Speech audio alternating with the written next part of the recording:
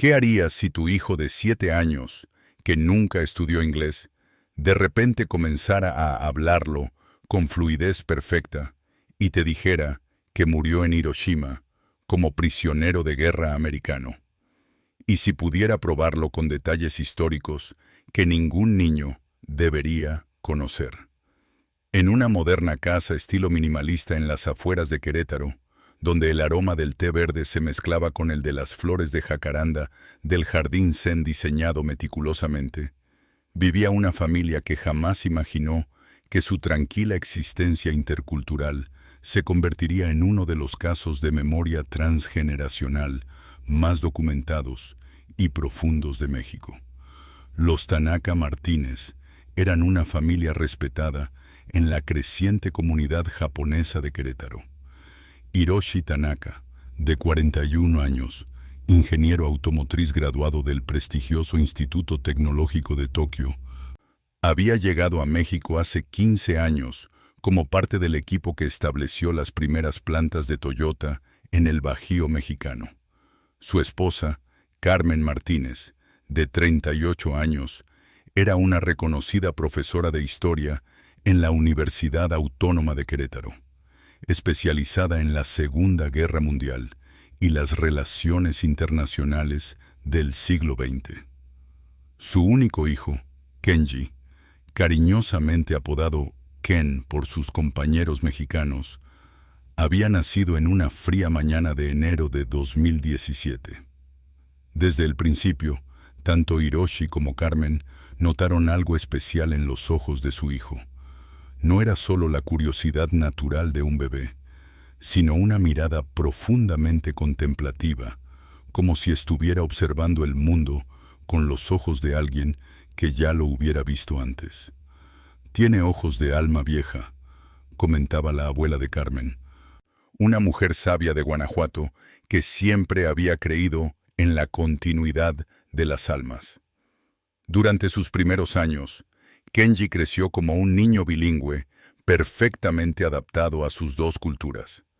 Hablaba japonés con su padre y español con su madre, transitando entre ambos idiomas con la fluidez natural de los niños criados en hogares multiculturales. Le encantaban tanto el ramen como las enchiladas.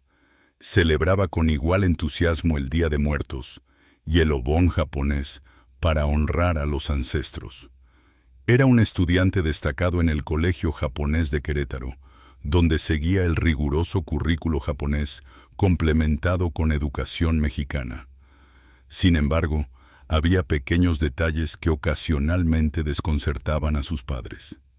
Kenji mostraba un miedo inexplicable a los aviones que volaban a baja altura, llegando a cubrirse los oídos y buscar refugio bajo las mesas.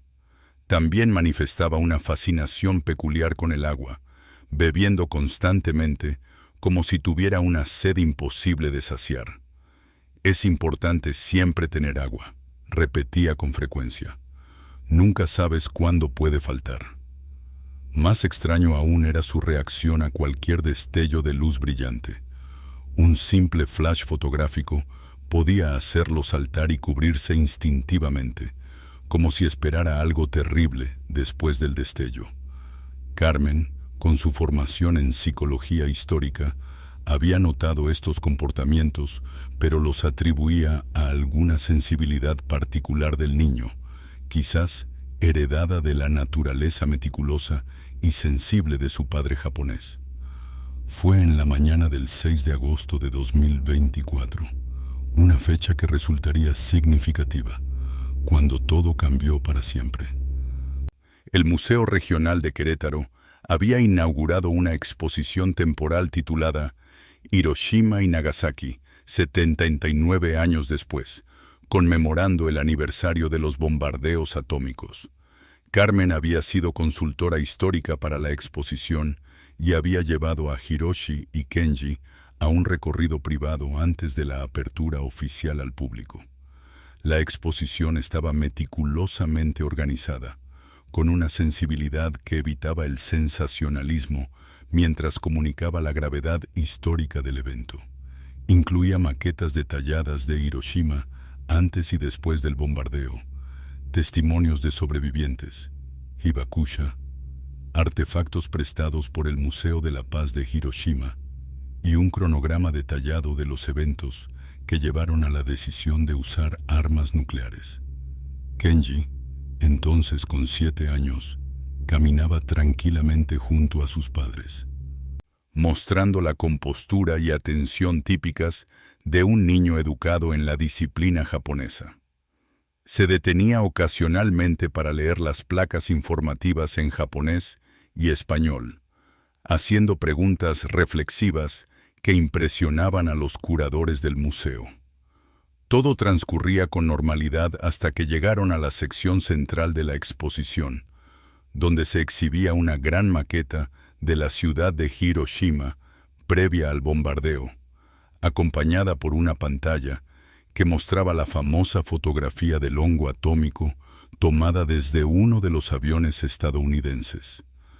Kenji se detuvo abruptamente frente a esta exhibición. Su cuerpo entero se tensó, como un animal que súbitamente percibe peligro. Sus ojos se abrieron desmesuradamente, fijos en la maqueta que mostraba con precisión el centro de Hiroshima, el río Ota. El puente Ayoi en forma de T que había servido como punto de referencia para el bombardeo, y el castillo de Hiroshima a la distancia. «Ken, ¿estás bien?», preguntó Carmen, notando el repentino cambio en la postura de su hijo. Pero Kenji no respondió. Su respiración se había vuelto rápida y superficial. Comenzó a temblar visiblemente, un temblor que comenzó en sus manos y rápidamente se extendió por todo su cuerpo.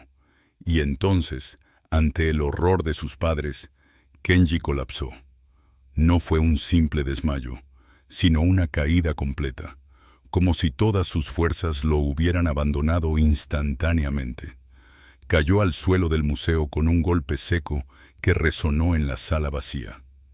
Pero más impactante que su caída fue lo que sucedió a continuación. Desde el suelo, Kenji comenzó a gritar en un idioma que nunca había estudiado, con un acento perfecto que era imposible para alguien que no lo hubiera aprendido de hablantes nativos. «It's coming, the plane, everyone run, the flash». «Está llegando, el avión, todos corran, el destello», gritó en inglés con un inconfundible acento americano, específicamente del sur de los Estados Unidos. Hiroshi y Carmen quedaron paralizados. Su hijo, que nunca había recibido instrucción formal en inglés, más allá de algunas palabras básicas, estaba hablando con la fluidez y acento de un nativo americano. Kenji se incorporó parcialmente, sus ojos abiertos pero aparentemente sin ver el museo a su alrededor, como si estuviera presenciando una escena completamente diferente. «My name is Thomas Fletcher. I was a POW in Hiroshima. I was American, not Japanese. I died in the blast. Mi nombre es Thomas Fletcher». Era prisionero de guerra en Hiroshima. Era americano, no japonés. Morí en la explosión. Los curadores del museo se acercaron, alarmados por la situación. Carmen, recuperándose parcialmente de la impresión inicial, se arrodilló junto a su hijo. «Ken, mi amor, ¿qué pasa? Estás hablando en inglés», dijo suavemente en español. Los ojos de Kenji finalmente parecieron enfocar a su madre, aunque aún conservaban una mirada distante, como si estuviera viendo a través de ella más que a ella. «¿Mom?», dijo, aún en inglés. «No, you're not my mom. My mom is in Georgia». Luego parpadeó varias veces y finalmente su expresión cambió, volviendo gradualmente a la normalidad. «¿Mamá? ¿Qué pasó? Me siento extraño». Hiroshi, siempre práctico, intervino rápidamente. «Tuviste un pequeño desmayo, Ken. Vamos a casa para que puedas descansar». Mientras llevaban a Kenji hacia la salida, Carmen intercambió una mirada de profunda preocupación con su esposo.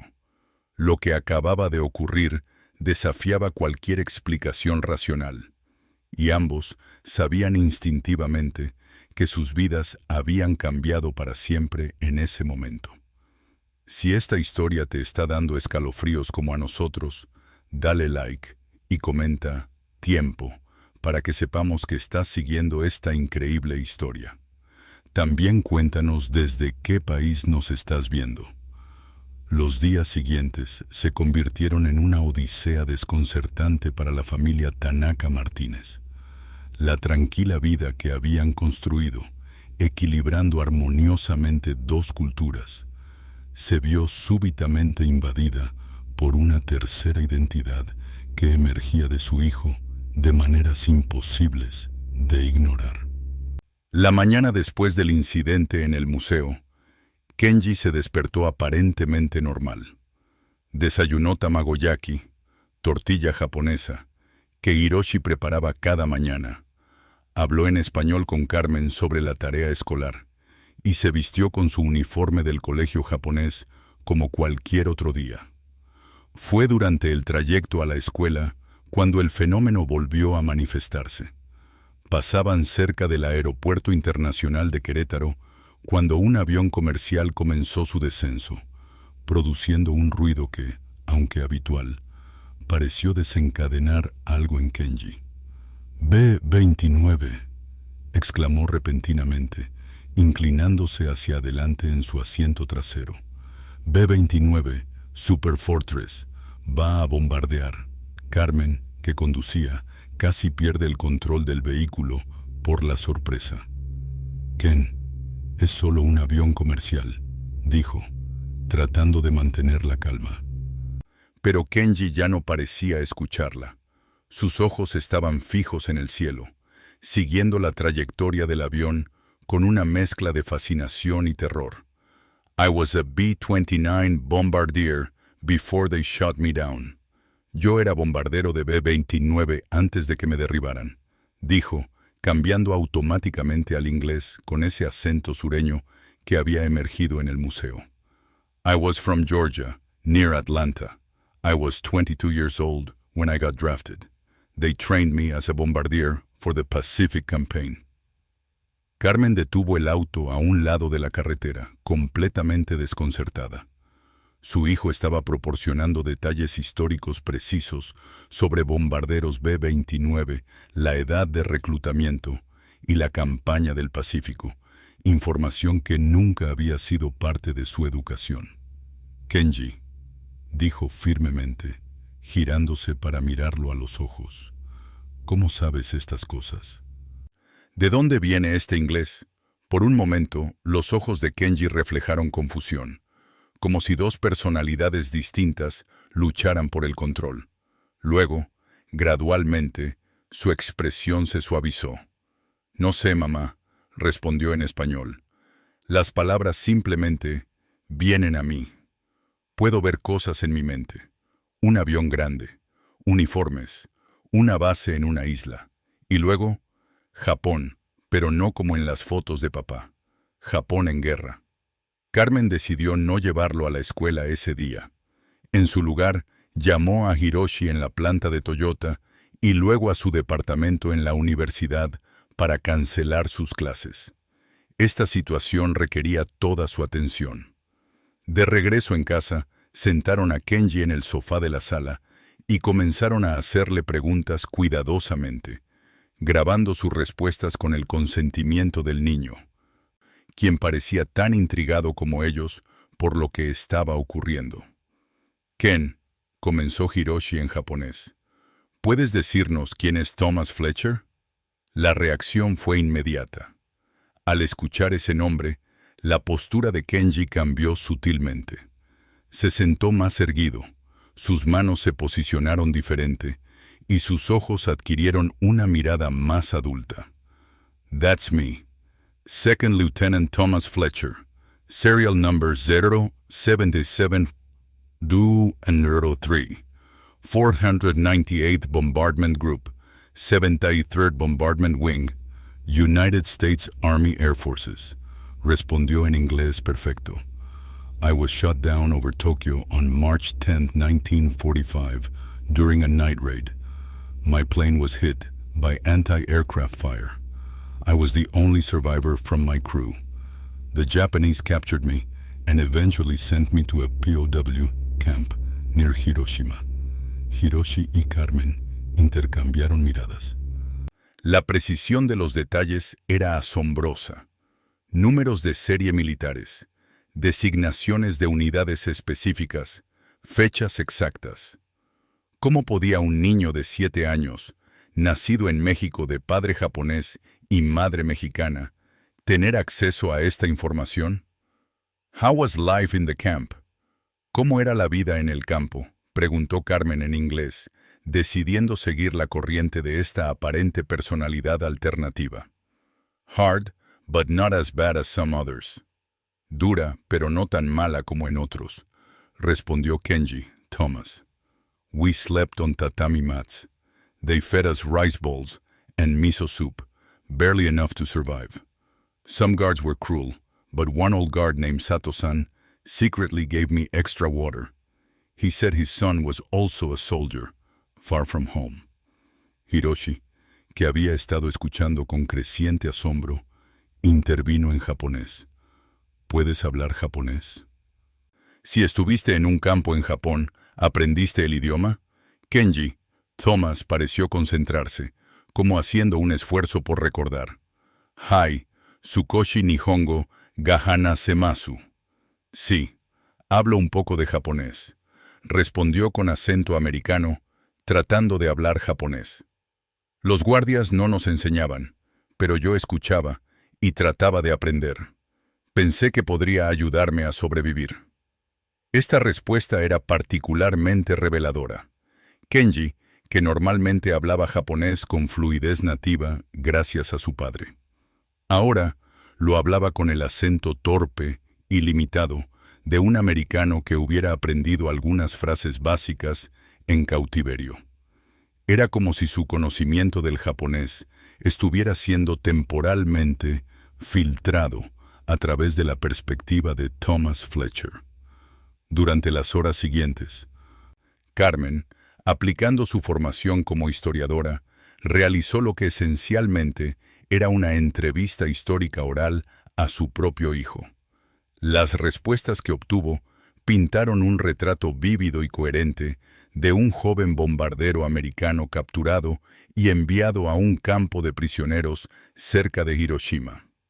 Kenji, Thomas, describió su infancia en una pequeña granja cerca de Macon, Georgia, su educación en una escuela rural, su reclutamiento en 1943, su entrenamiento como bombardero, las 23 misiones que completó antes de ser derribado, y finalmente su captura y encarcelamiento. Lo más impresionante era la consistencia interna del relato. No había contradicciones, ni vacilaciones, ni la típica confusión que caracteriza a las historias inventadas. Cada detalle se conectaba perfectamente con el siguiente, creando una narrativa cohesiva que abarcaba la vida completa de Thomas Fletcher hasta su muerte. Y fue precisamente la descripción de esa muerte lo que dejó a Carmen y Hiroshi profundamente conmovidos. It was August 6th, 1945, at 8:15 in the morning, dijo Kenji, Thomas con voz suave, pero firme. We were working outside, clearing rubble from a building damaged in an earlier conventional bombing. I remember looking up because I heard a plane, just one B-29 flying very high. It was strange to see a single bomber. They usually came in formations. Hizo una pausa, su mirada perdida en el recuerdo.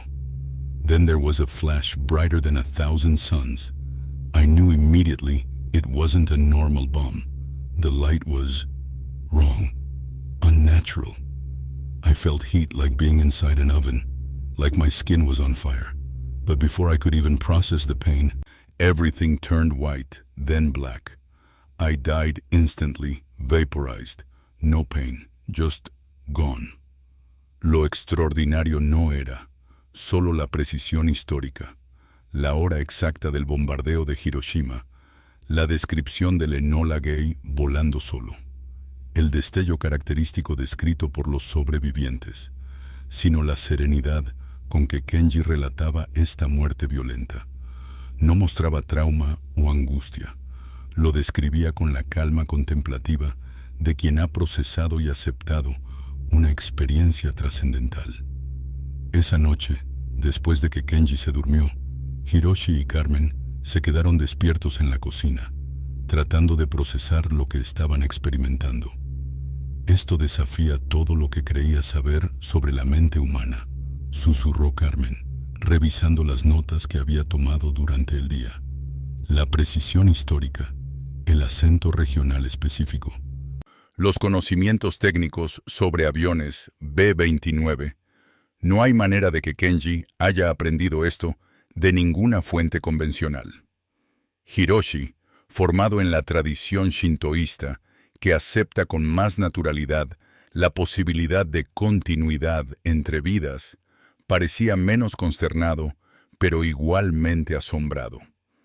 En nuestra tradición, dijo suavemente, existe el concepto de mitama, la esencia espiritual que puede permanecer o regresar. Quizás el espíritu de este soldado americano encontró alguna conexión con nuestro hijo. ¿Pero por qué?, preguntó Carmen. ¿Por qué un soldado americano regresaría como hijo de un japonés y una mexicana? Tal vez esa sea precisamente la razón, respondió Hiroshi después de una larga pausa. Quizás hay un propósito en esta conexión entre culturas que alguna vez estuvieron en guerra. Si te está impactando esta historia tanto como a nosotros, dale like y compártela con alguien que necesite conocer este extraordinario caso. Tu opinión sobre estos recuerdos históricos tan específicos de Kenji es importante para nosotros. ¿Crees que podría tratarse de una memoria que trasciende el tiempo? Durante los días siguientes, Carmen y Hiroshi decidieron documentar metódicamente el fenómeno que estaba experimentando su hijo. Carmen, aplicando su rigurosa formación académica, estableció un protocolo de investigación, grabaciones diarias, entrevistas estructuradas, verificación de hechos contra registros históricos y consultas con especialistas. La primera verificación reveladora llegó cuando Carmen investigó en las bases de datos históricas de la Segunda Guerra Mundial accesibles a través de su universidad. Efectivamente, el 498th Bombardment Group había existido, formaba parte de la 73rd Bombardment Wing y había operado desde la isla de Saipan en misiones de bombardeo sobre Japón exactamente en el periodo que Kenji Thomas describía. Pero lo más sorprendente ocurrió una mañana cuando Hiroshi llevó a casa un libro técnico sobre el B-29 Super Fortress, pensando que podría poner a prueba los conocimientos de su hijo. Al mostrarle un diagrama técnico del bombardero, Kenji no solo identificó cada componente, sino que comenzó a explicar, en inglés técnico con jerga militar de los años 40, el funcionamiento del sistema de mira Norden utilizado por los bombarderos. The Norden bomb site was top secret, explicó con naturalidad. They made us swear to destroy it if we were shot down. It used an analog computer to calculate drop points based on airspeed, altitude, and wind conditions. We could hit a target the size of a factory from 30,000 feet. Hiroshi, ingeniero entrenado para reconocer conocimiento técnico genuino, quedó completamente asombrado. No era posible que un niño de 7 años simplemente inventara esta información o la absorbiera de medios populares. Era conocimiento especializado, preciso y técnicamente correcto. Mientras tanto, Carmen había contactado discretamente al Dr. Robert Jacobs, un respetado historiador militar estadounidense de la Universidad de Georgetown, especializado en la campaña del Pacífico, sin revelar que se trataba de su propio hijo. Le envió algunas de las grabaciones de Kenji hablando en inglés sobre su experiencia como bombardero y prisionero. La respuesta de Jacobs llegó rápidamente y fue contundente. Esta persona tiene un conocimiento extraordinariamente preciso de operaciones B-29 durante la campaña de Japón. El acento es auténticamente del sur de Georgia y utiliza terminología militar específica de la época que ha caído en desuso. Más intrigante aún es la descripción de procedimientos internos que no se encuentran en la literatura popular sobre el tema. Me gustaría saber más sobre esta fuente. Una semana después del incidente inicial en el museo, Carmen y Hiroshi decidieron consultar con el doctor Akira Yamamoto, un respetado neurólogo pediátrico del Hospital San José de Querétaro. Explicaron la situación lo más objetivamente posible, presentándola como un caso de adquisición espontánea de un idioma no estudiado, sin mencionar inicialmente los aparentes recuerdos de una vida pasada para evitar prejuicios en la evaluación médica. El doctor Yamamoto, después de realizar un examen neurológico completo y una serie de pruebas cognitivas, solicitó realizar un estudio funcional del cerebro de Kenji mientras hablaba en sus diferentes idiomas. Los resultados fueron asombrosos. Cuando Kenji hablaba español o japonés, su cerebro mostraba los patrones típicos de un niño bilingüe de 7 años. Pero cuando cambiaba al inglés con acento sureño y adoptaba la personalidad de Thomas Fletcher, su actividad cerebral se transformaba. Las imágenes mostraban patrones de activación en áreas lingüísticas idénticos a los de hablantes nativos adultos de inglés. Algo imposible sin una exposición significativa al idioma. En mis 30 años de práctica neurológica, nunca había visto nada semejante, confesó el doctor Yamamoto durante una reunión privada con Carmen y Hiroshi. Desde una perspectiva estrictamente neurológica, Kenji está procesando el inglés como un hablante nativo adulto, con activación de regiones cerebrales que típicamente no se desarrollan completamente hasta la adolescencia tardía. No hay explicación médica convencional para este fenómeno.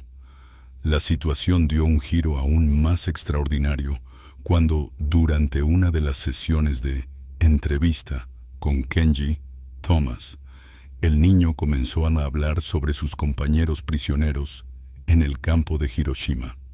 There were 12 American POWs in our camp, explicó con precisión metódica.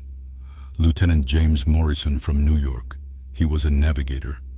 Sergeant William Chen, a Chinese-American radio operator from San Francisco. The guards treated him worse than the rest of us. Private David Goldman, a Jewish kid from Boston, who always talked about his mother's matzo ball soup. Technical Sergeant Michael O'Donnell from Chicago, who had been a jazz musician before the war. Continuó nombrando a cada uno de los 12 prisioneros, proporcionando detalles personales, rangos correctos y especialidades militares para cada uno. We all died together in the blast. Concluyó con una nota de tristeza. The Japanese guards also died. Even Sato-san, who was kind to us. Carmen, aplicando su metodología histórica, comenzó a investigar estos nombres, pero pronto descubrió que la información sobre prisioneros de guerra americanos en Hiroshima era limitada en las fuentes disponibles públicamente. Sería necesario acceder a archivos militares más especializados para verificar estos detalles específicos.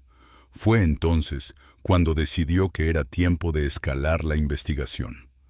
Con el consentimiento de Hiroshi, contactó nuevamente al Dr. Jacobs de Georgetown, esta vez revelando toda la verdad, que la fuente de las grabaciones era su hijo de 7 años, que nunca había estudiado inglés formalmente.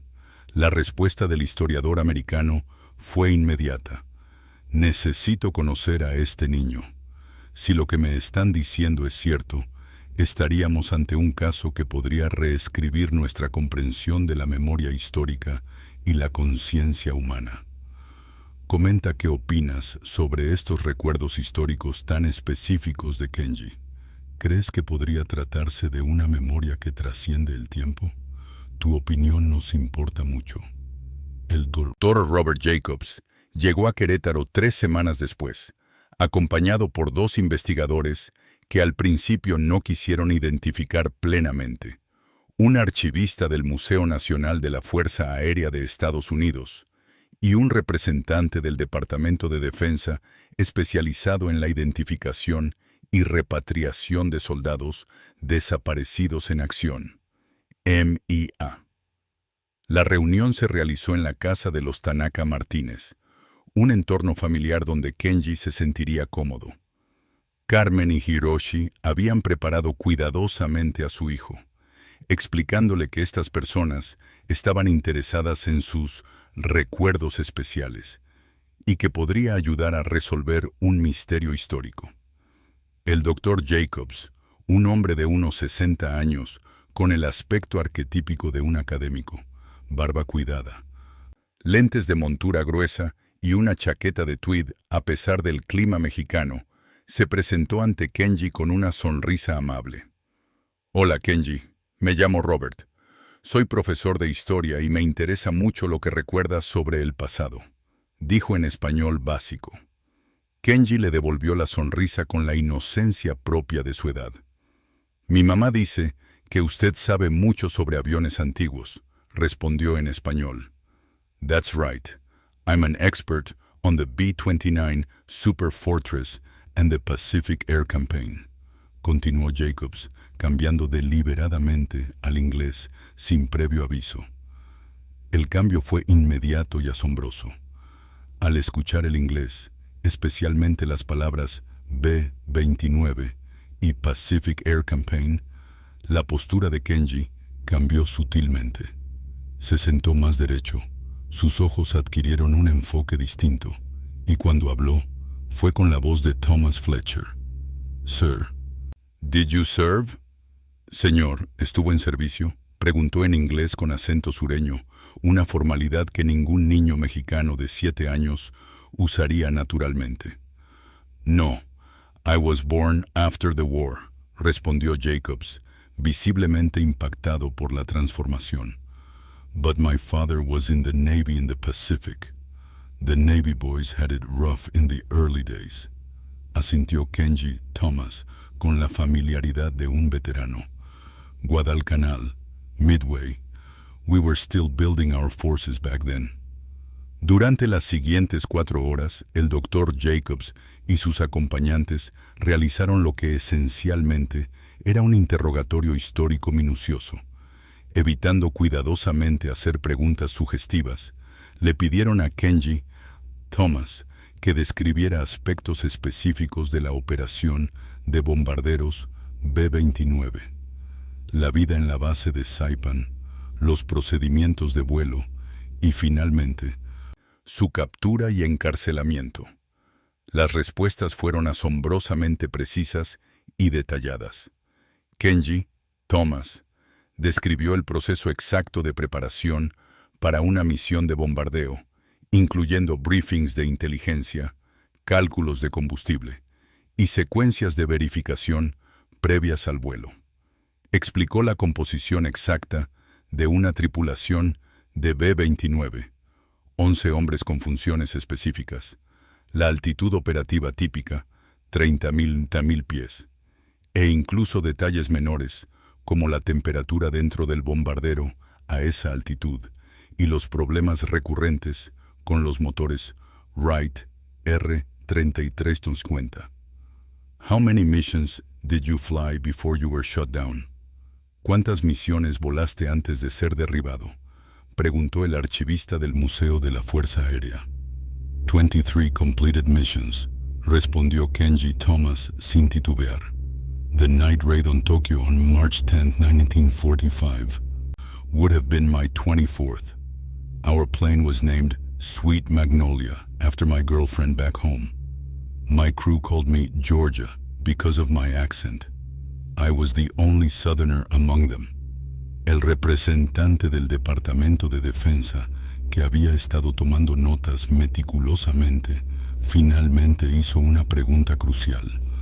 Lieutenant, what was your serial number and full name?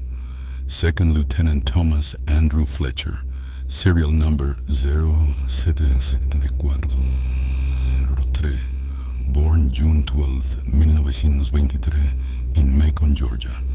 Respondió Kenji Thomas, con la precisión automática de un militar recitando información básica. Los tres visitantes intercambiaron miradas significativas.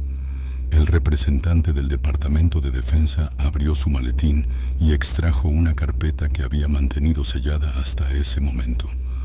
Doctor Tanaka, doctora Martínez, dijo formalmente, con su permiso, me gustaría mostrar a su hijo algunas fotografías históricas para ver si las reconoce. Carmen y Hiroshi asintieron, aunque visiblemente tensos, por lo que podría revelar esta prueba. El hombre extrajo varias fotografías en blanco y negro, todas de jóvenes en uniformes de la Fuerza Aérea del Ejército de los Estados Unidos de la Segunda Guerra Mundial. Las dispuso sobre la mesa frente a Kenji. ¿Reconoces a alguien en estas fotografías?, preguntó en inglés. Kenji, Thomas, estudió las imágenes cuidadosamente. Después de unos momentos, señaló una fotografía de un joven sonriente con la gorra de oficial ladeada en un ángulo ligeramente rebelde. That's me, dijo simplemente. This was taken at graduation from Bombardier School at Midland Army Airfield in Texas. March 1944. Luego señaló otra fotografía que mostraba a un grupo de aviadores parados frente a un B-29. And that's my crew. That's Captain Reynolds, our pilot. There's Mike, our flight engineer. That's Jimmy, our tail gunner. He was only 18, youngest of us all. Los investigadores permanecieron en silencio, observando cómo un niño de 7 años identificaba con precisión a miembros de tripulación de un bombardero de la Segunda Guerra Mundial en una fotografía que nunca había visto. Finalmente, el representante del Departamento de Defensa extrajo un documento oficial y lo colocó frente a Carmen y Hiroshi, no frente a Kenji. Este es un registro del 498th Bombardment Group, 73rd Bombardment Wing, explicó en voz baja. Confirma la existencia del Second Lieutenant Thomas Andrew Fletcher, número de serie 077403. Nacido el 12 de junio de 1923 en Macon, Georgia. Fue reportado como derribado sobre Tokio el 10 de marzo de 1945 y clasificado como MEEA, Missing in Action. Carmen sintió que el aire abandonaba sus pulmones. Hiroshi tomó su mano bajo la mesa, apretándola con fuerza. Los registros japoneses recuperados después de la guerra, continuó el funcionario, indican que un teniente americano apellidado Fletcher fue capturado después del bombardeo de Tokio en marzo de 1945 y posteriormente transferido a un campo de prisioneros en las afueras de Hiroshima.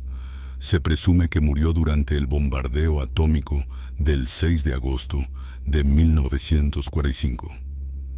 El Dr. Jacobs, visiblemente conmovido, añadió: la información que su hijo ha proporcionado, el nombre del avión, Sweet Magnolia, el apodo Georgia, el número exacto de misiones, la base en Tinian.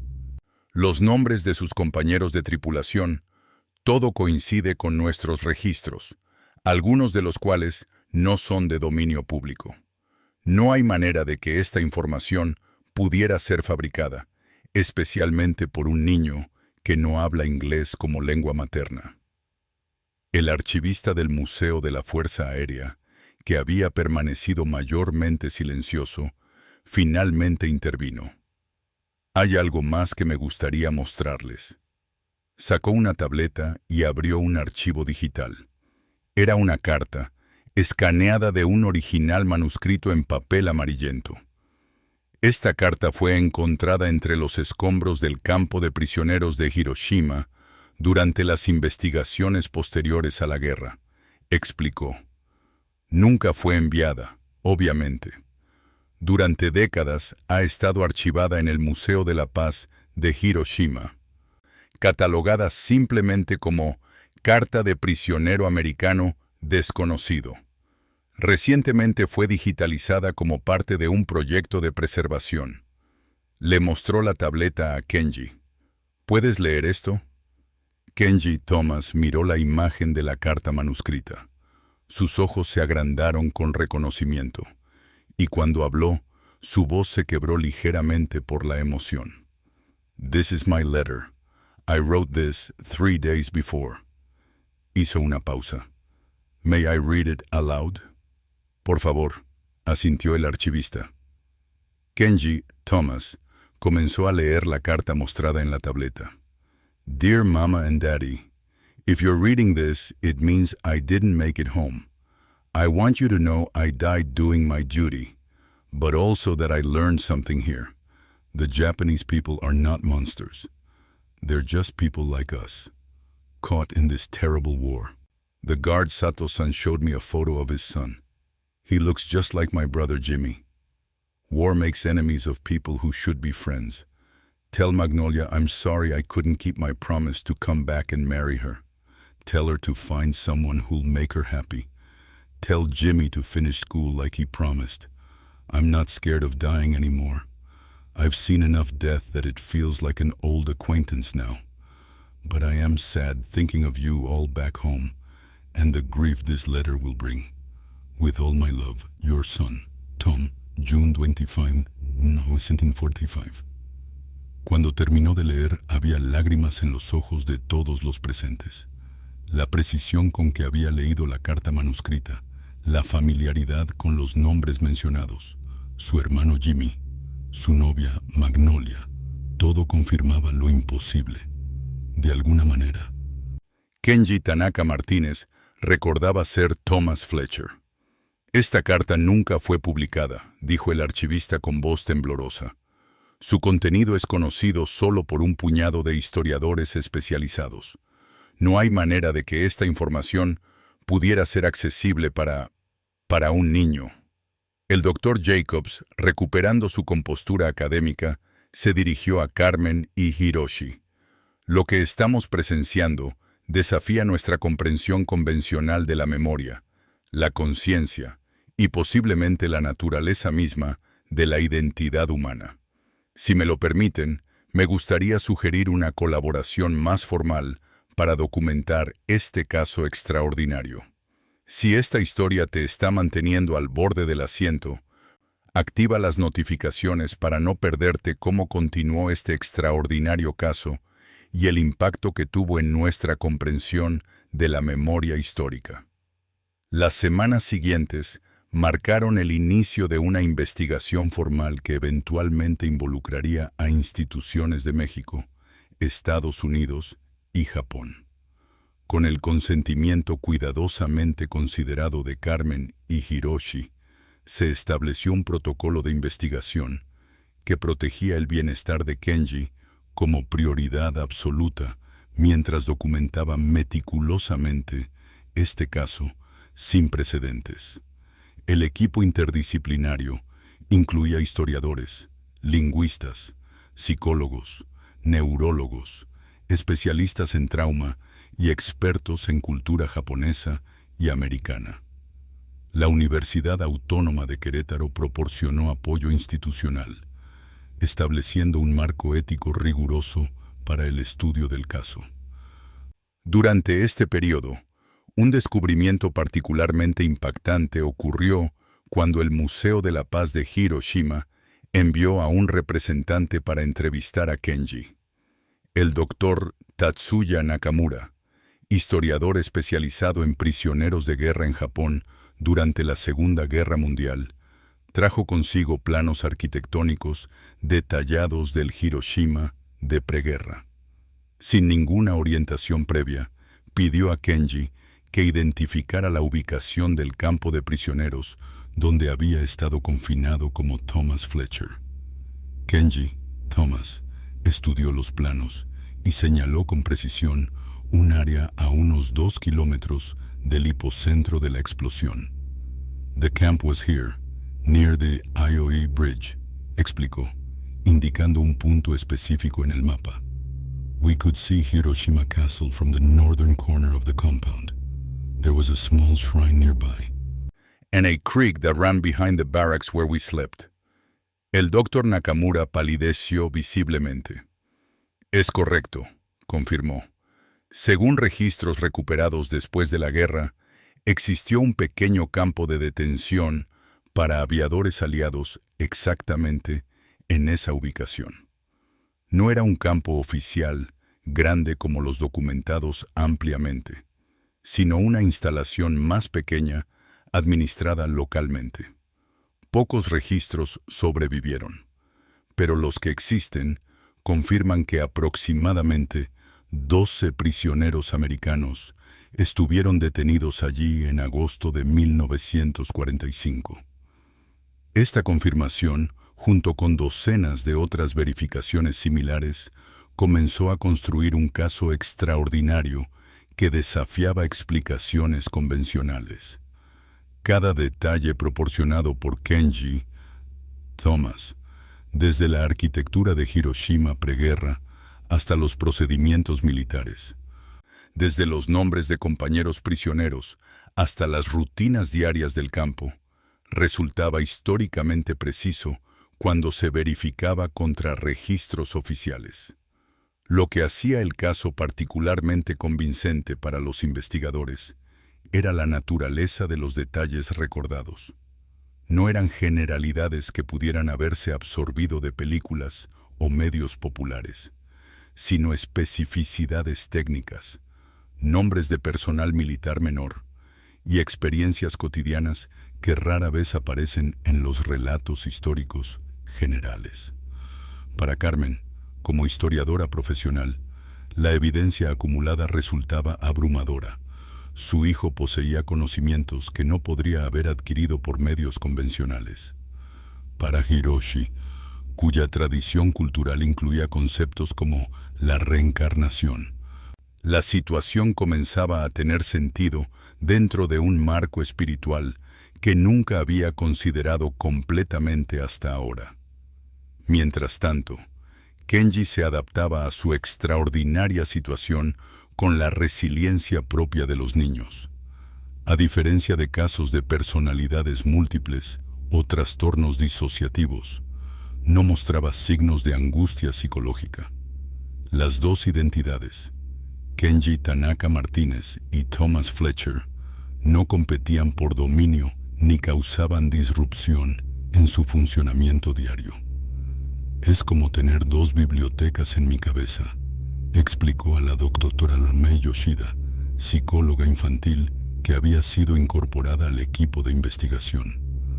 Puedo abrir el libro de Kenji o el libro de Thomas, pero siempre sé que soy yo quien está leyendo. Esta integración saludable intrigaba especialmente a los psicólogos del equipo. En lugar de fragmentación psíquica, Kenji demostraba una capacidad notable para integrar estas aparentes memorias de una vida pasada en su identidad actual.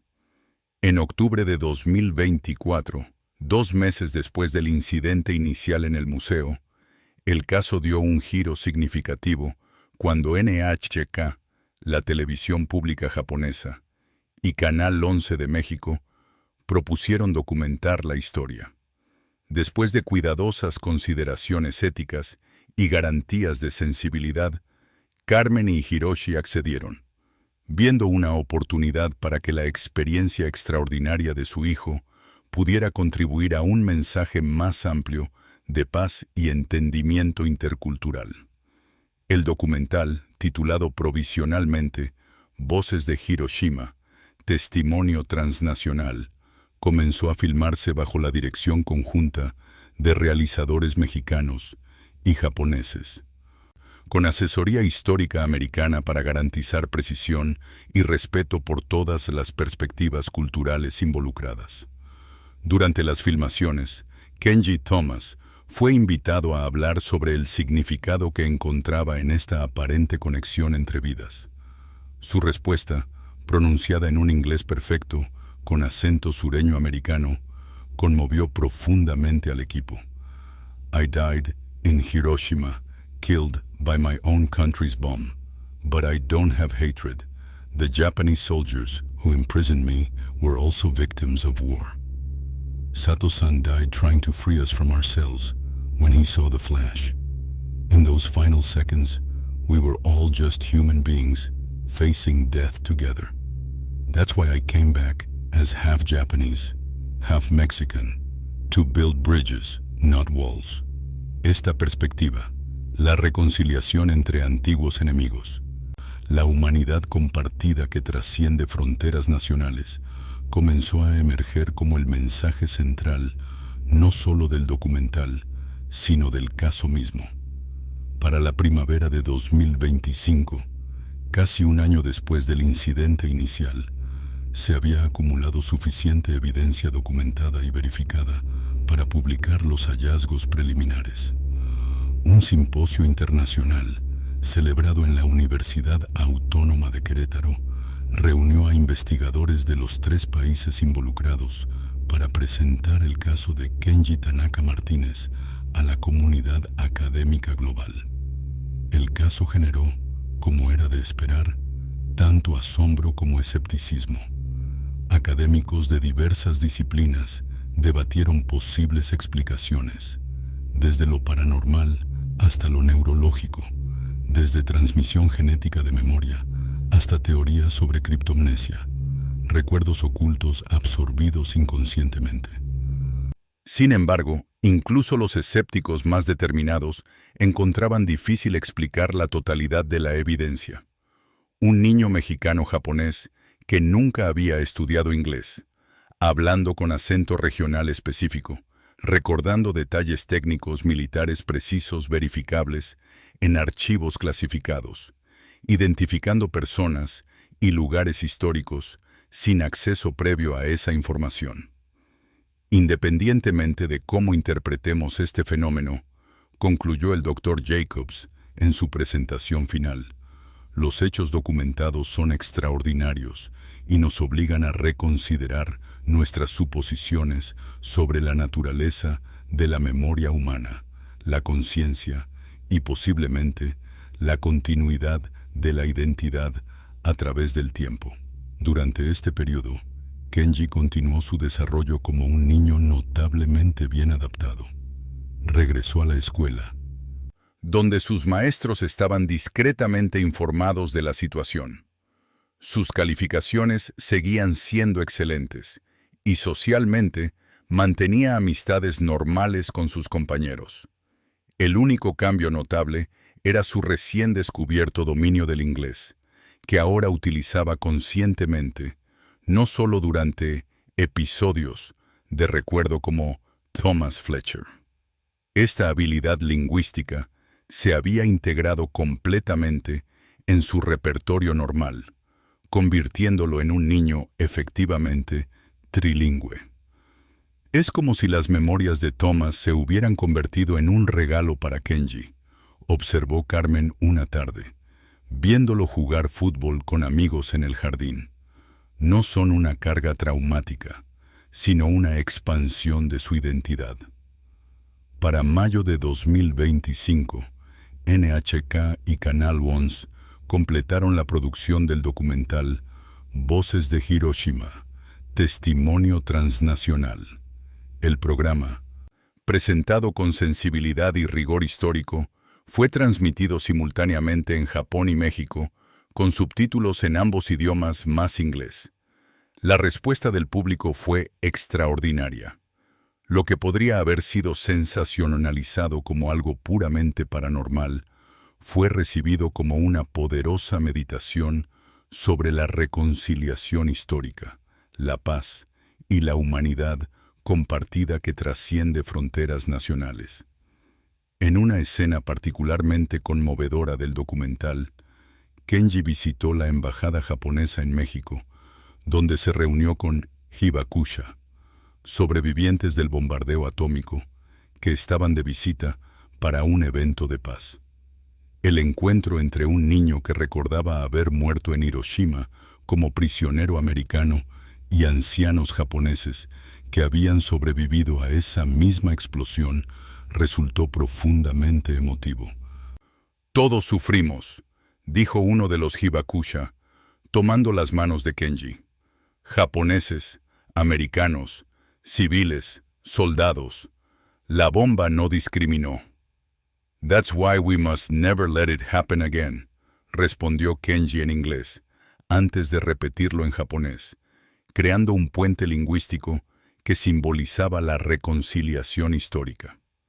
En julio de 2025, Hiroshi y Carmen establecieron formalmente el programa de intercambio Hiroshima-Querétaro, una iniciativa educativa diseñada para conectar estudiantes mexicanos con sobrevivientes Hibakusha y descendientes de víctimas japonesas. El programa, apoyado por instituciones educativas de ambos países, promovía la educación para la paz y el entendimiento intercultural a través de intercambios virtuales, proyectos colaborativos y, eventualmente, viajes de estudio. Carmen, aplicando su expertise como historiadora, publicó un libro titulado Guerra sin vencedores, Memoria transnacional del Pacífico, que examinaba el conflicto desde perspectivas múltiples, incorporando testimonios japoneses, americanos y, significativamente, la extraordinaria experiencia de su hijo como puente entre mundos aparentemente irreconciliables. El libro, traducido rápidamente al japonés, inglés y varios otros idiomas, fue aclamado como una importante contribución a la historiografía de la Segunda Guerra Mundial, ofreciendo una perspectiva que trascendía narrativas nacionalistas tradicionales. Para agosto de 2025, en el 87º aniversario del bombardeo de Hiroshima, Kenji recibió una invitación oficial del Museo de la Paz de Hiroshima para participar en las ceremonias conmemorativas. Después de cuidadosas consideraciones sobre las implicaciones emocionales y psicológicas, Carmen y Hiroshi decidieron aceptar, viendo esta como una oportunidad significativa para la sanación histórica. El viaje a Japón fue documentado discretamente, respetando la solemnidad de la ocasión. Kenji, ahora con 8 años, visitó el Monumento de la Paz y el Museo Memorial con una compostura extraordinaria para su edad. En el lugar exacto donde había estado el campo de prisioneros, según sus recuerdos como Thomas Fletcher, depositó flores blancas. Para todos los que murieron aquí, japoneses, americanos, coreanos, dijo simplemente en los 3 idiomas que ahora manejaba fluidamente, que su memoria nos enseñe a elegir la paz. Durante los meses y años siguientes, Kenji continuó su desarrollo como un joven extraordinariamente equilibrado y consciente de su propósito único. El inglés se había integrado completamente en su repertorio lingüístico natural, y los recuerdos de Thomas Fletcher, aunque seguían presentes, se habían incorporado armoniosamente a su identidad como Kenji Tanaka Martínez, hijo de México, Japón y, en cierto sentido profundo, Estados Unidos. A los 12 años, en 2029, Kenji fue invitado a visitar Hiroshima nuevamente, esta vez como parte de una delegación internacional de Jóvenes por la Paz. Ante cámaras de todo el mundo, habló con una elocuencia que trascendía su edad. «Soy Kenji Tanaka Martínez, nacido en México, hijo de Japón y Estados Unidos en mi alma. Represento a las 140,000 personas que murieron en Hiroshima, japoneses, coreanos, prisioneros americanos, todos. Mi mensaje al mundo: las armas nucleares no distinguen nacionalidades. Solo distinguen entre los vivos y los muertos. Su presentación, realizada fluidamente en 3 idiomas, captó la atención internacional y generó renovado interés en su extraordinaria historia. Para muchos observadores, lo más impresionante no era solo la posible evidencia de reencarnación o memoria transgeneracional, sino el mensaje de reconciliación y paz que Kenji encarnaba. A los 15 años, en 2032, Kenji recibió el honor sin precedentes de ser invitado a testificar ante las Naciones Unidas en el Día Internacional para la Eliminación Total de las Armas Nucleares. Su testimonio, pronunciado con la gravedad y precisión de un diplomático experimentado, pero con la autenticidad emocional de un adolescente, conmovió a delegados de todo el mundo. Morí en Hiroshima como soldado americano, prisionero de guerra japonés. Regresé como ciudadano mexicano de herencia japonesa. He vivido 3 nacionalidades. Les digo con autoridad de quien murió en explosión nuclear. Ninguna causa política, ninguna ideología, ninguna bandera justifica estas armas. Hiroshima y Nagasaki deben ser las últimas ciudades que sufran esto. Nunca más. A medida que Kenji crecía, su caso continuaba generando debate académico y público. Para algunos, representaba evidencia convincente de la continuidad del alma a través de diferentes vidas. Para otros, ilustraba formas extraordinarias, pero aún por comprender de transmisión de memoria colectiva. Para científicos, planteaba preguntas fascinantes sobre la naturaleza de la conciencia humana y la memoria. Pero más allá de las interpretaciones teóricas, el impacto práctico del caso era innegable. Había creado puentes de entendimiento entre culturas que una vez habían estado en conflicto mortal. La historia de Kenji Thomas inspiró iniciativas educativas en varios países, enfatizando la humanidad compartida que subyace a todas las diferencias nacionales, étnicas o culturales.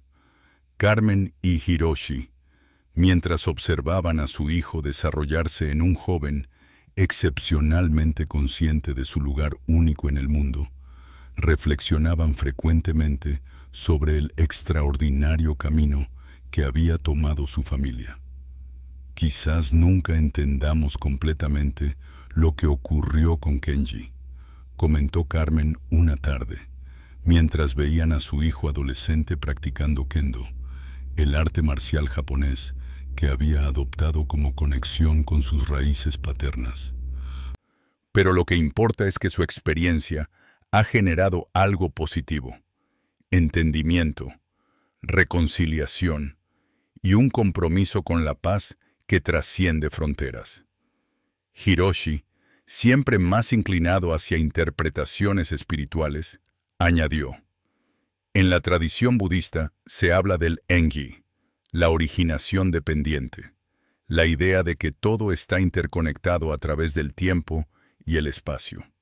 Quizás, el propósito de esta conexión extraordinaria entre Thomas y Kenji era precisamente esto: mostrarnos que nuestras divisiones son ilusorias, que en el nivel más profundo, todos somos parte de la misma humanidad. A los 18 años, en 2035, Kenji fue nominado para el Premio Nobel de la Paz por su activismo juvenil contra las armas nucleares y su trabajo en reconciliación internacional. Aunque no ganó ese año, su nominación destacó el impacto global que había tenido su extraordinaria historia. En su discurso durante la ceremonia en Oslo, Kenji sintetizó el mensaje que había emergido de su experiencia única. Represento 3 países, 3 idiomas, 3 culturas, pero sobre todo, represento 140,000 voces silenciadas en un instante el 6 de agosto de 1945. Ellos me enviaron de regreso con un mensaje: La humanidad debe elegir entre desarme nuclear total o riesgo de extinción total. No hay tercera opción. Como alguien que murió en Hiroshima y vive en el siglo XXI, les digo, elijan la vida, elijan la paz, elijan el futuro. El legado del caso de Kenji Tanaka Martínez trascendió fronteras, idiomas y explicaciones científicas convencionales. Independientemente de cómo se interpretara su extraordinaria conexión con Thomas Fletcher, ya fuera como reencarnación literal, memoria genética o algún fenómeno aún no comprendido de la conciencia humana, el mensaje que emergió fue consistente. Las divisiones nacionales, étnicas y culturales palidecen ante nuestra humanidad compartida. La guerra no tiene verdaderos vencedores. Y la memoria histórica, cuando se honra con verdad y compasión, puede convertirse en un puente hacia un futuro de mayor entendimiento y paz. Como Kenji mismo expresaba frecuentemente, en los tres idiomas que simbolizaban su identidad única y su mensaje universal, la paz no tiene nacionalidad y el sufrimiento no respeta fronteras.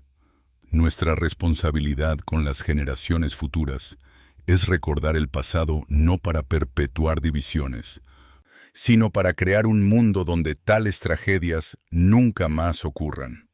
Si llegaste hasta aquí, comenta a tiempo, para que sepa que esta historia te impactó tanto como a nosotros. ¿Has experimentado alguna vez una conexión inexplicable con eventos históricos o lugares que nunca has visitado? Tu experiencia podría ayudar a comprender mejor estos extraordinarios fenómenos de la memoria humana.